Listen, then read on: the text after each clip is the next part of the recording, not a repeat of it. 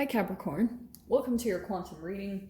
This is for Capricorn Sun, Moon, or Rising, and as always, welcome to my cross watchers. Cross watcher, you could be dealing with a Capricorn and the message could be for you, so feel free to take it however it resonates with you and your situation. Keep in mind that these are general and timeless readings. And if you guys are wanting to book a one-on-one, my website information is down below in the description box. Just go ahead and subscribe your email there. And that way you'll always get an email notification every time the availability opens up. Okay, my loves. And as always, thank you guys for liking. Yeah, those are the ones. Subscribing, and thank you for all the ways that you've supported the channel. Oh, that's happening. Okay, Cap. What are you? Interesting. Okay, sorry, I'm just like, wow, that it's a lot, but I'm wondering if I'm gonna go ahead and take them all.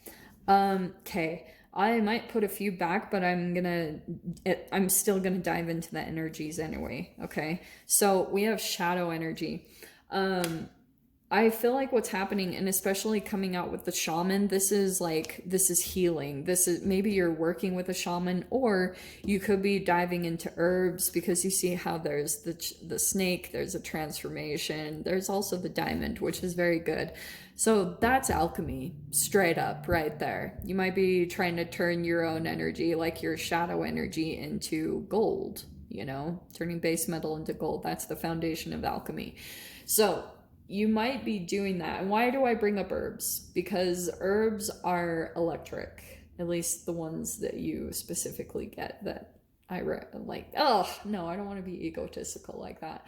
So herbs, why do I bring them up? Anything based around chlorophyll is related to photosynthesis. And since down like quantum physics and mirroring, you have mirror neurons in your body.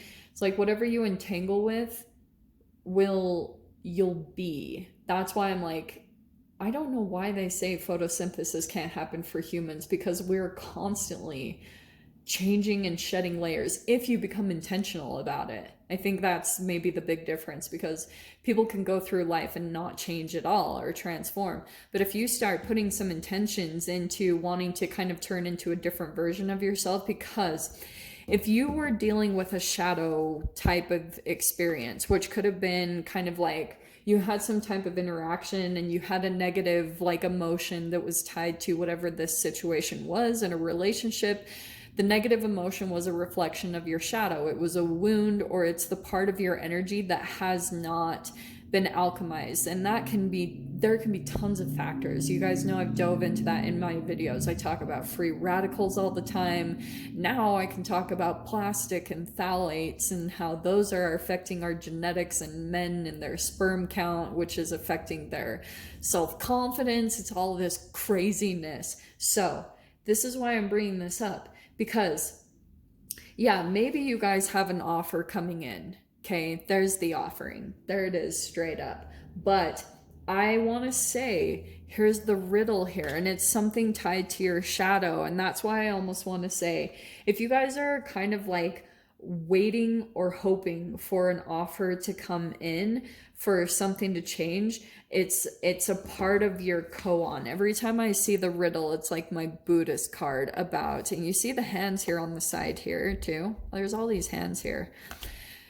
It's your own, if you know what a koan is in Buddhism, it's like this complicated question, but it has the most simple answer. They always blow my mind. I don't understand them at all, but it's like you could be in the midst of that right now, in some type of a riddle, because you're pretty much in your shadow energy. And I'll tell you, when you start swimming in your shadow and you start thinking too much, it becomes overactive. Like the only way you can really calm it down is by maybe like meditation or things like that. Anyway, God, why am I rambling about this? So there's also the fault line, but I'm going to pull that one off to the side, okay? Because I almost feel like depending on your frequency, like if you're expecting some type of an offer, or an offer does come in, when you're in the midst of shadow work, I'm just going to tell you guys, like, sometimes when you're in the midst of this, I'm not saying don't take it or anything, but you go through archetypal shifts. You are constantly shifting. And if you receive an offer, sometimes it's like tied to your shadow. Like, you could have someone come in that's observing you at a time where you feel vulnerable, or, you know, like you're not completely in power or in control. Sometimes someone comes in seeing that part of you and maybe feels like you are at a disadvantage point of your life, and they can come in and kind of overpower that part of you and you become a supply. Anyway, God, that's a really negative view. But let me dive into this. Well, look at that, Cap. You've got the shadow card twice. What did I just say? Capricorn. Okay, look at what popped out. The Emperor and the Devil, which is not my most favorite combination, because that right there is, I'm definitely going to go to the shadow side of the Emperor. This can be a boss, a lover, a parent. We've got rigid, cold, dominant, immature, and obstruction. And this is a whole bunch of things. Selfishness, greed, materialism, inhibition, shadow self. To me, this is like full-blown extortion, exploitation. It's someone that like, it's talking about the power dynamic, and that's why I'm going to dive into this part, because we also have the Chariot card about moving forward, okay? Success, maybe in travel and movement. You're either at a distance from this person or trying to create it. I'll tell you that straight up. So, some of you guys, I feel as though what's going on in this connection is there's the riddle. Like, there could be something about, this person, whenever you even interact with them, it causes you to just go into this cognitive dissonance where you could just be like confused. It's almost like your mind gets in this jumbled up mess. And that's what happens. Like, if you've ever researched what happens to your brain on trauma, it's pretty extreme. And so some of you guys, you might, with the offering, to me, that feels a titch like a hoover attempt, okay? So there's your card. There's your energy. Okay, so here's the cool thing about this person that I'm going to tell you about, okay? In every single interaction, you attract the shadow and the light of everything in your life. So even though you might be attracting like some, or you've had a codependent relationship, or you're currently in one, however it's playing out, the whole interaction is just fascinating that happens between you and this person.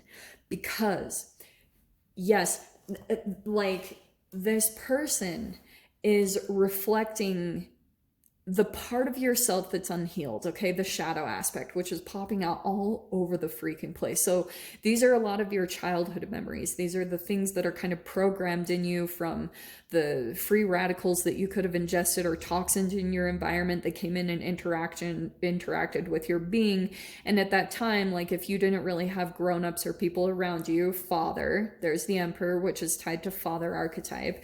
If you didn't have that energy that was coming in and showing you how to develop correctly and how to interact with your shadow and integrate it, then it becomes a blockage. It becomes a wound in spiritual terms. Now, when you interact with people, here's what's fascinating. So the people that you interact with, yes, they in a way reflect those wounds, or you can even project them on people. So it can be vice versa.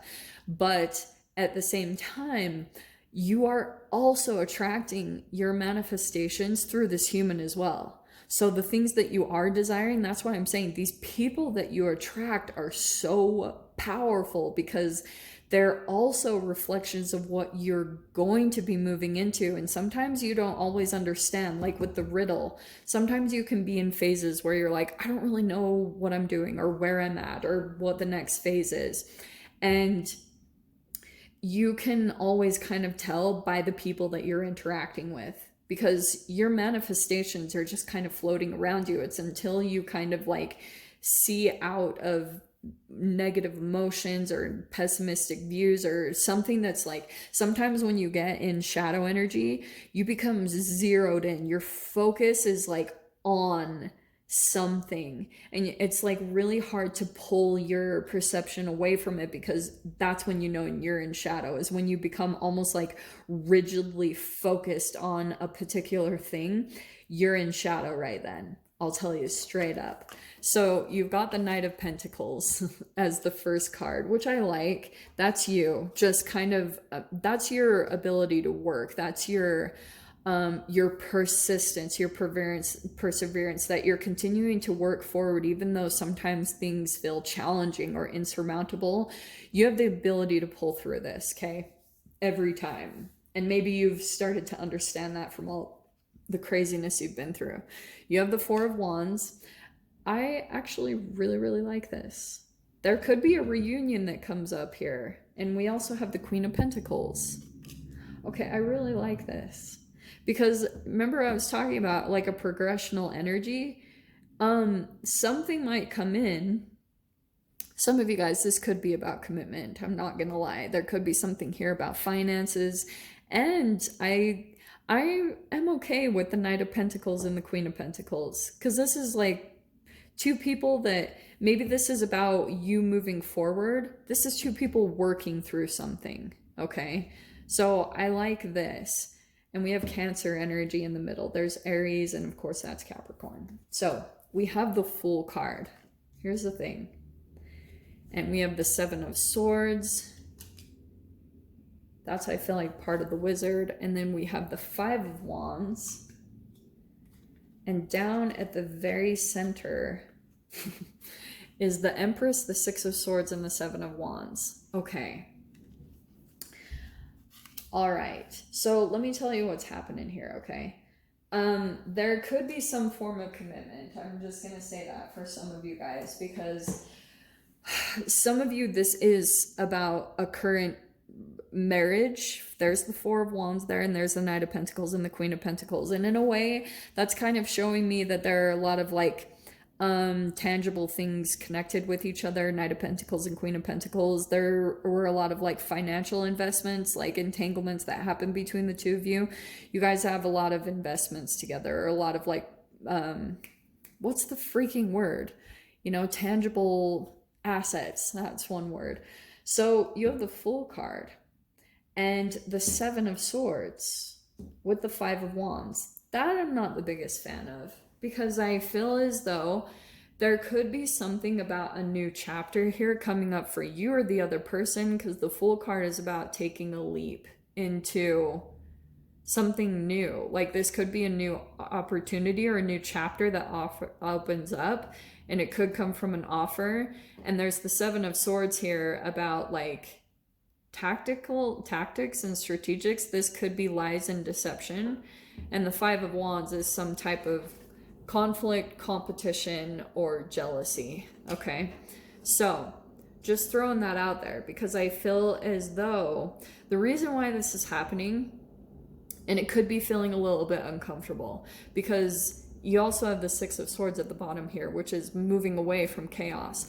Also, the shadow side, if we're going to dive into the shadow side of these two cards, sometimes it can be like a person that doesn't want to let go of the other person. It can be kind of like also the shadow side of the Queen of Pentacles, if we're to go there. It can be someone who like has control over finances, or, you know, maybe even has bad spending habits, and that could be affecting the connection here. And here's what's happening, because the Empress is the mother card, but more than anything, it's an archetypal shift. So you might be in this phase of elevating and not being able to do much about it. Like, it's just happening whether you like it or not. And so someone could be feeling like, whew, the conflict of that. And whenever that happens, especially with the shadow energy, the Seven of Swords, someone might start to become more rigid and close in more and more on the person's energy. and then the other person starts sneaking. The Seven of Swords is lies and deception, because usually you're pulling into the Emperor and the Empress, you're pulling into the shadow dynamic that you had with your parents. So if you had a very controlling parent and you had to sneak around, you didn't feel very comfortable being free to be who you were, or, you know, that's a lot of shame programmed. That's almost like your koan, is you could be right now in the midst of like playing out a chemical dynamic that you had with your parents and not even totally realizing it, because you're so zeroed in on the tiny little details that are going on, and stepping back into the big picture, you'll be able to see that more. So Cap, holy crap. So we'll dive into the extended, see whatever else is going to come out. So if you guys want to join me over there, feel free. Go down below, click on the Vimeo link, and I'll see you over there. But if this is where we leave things, I'm sending you guys so much love, wishing you all the very best, and I'll see you in your next reading. Take care.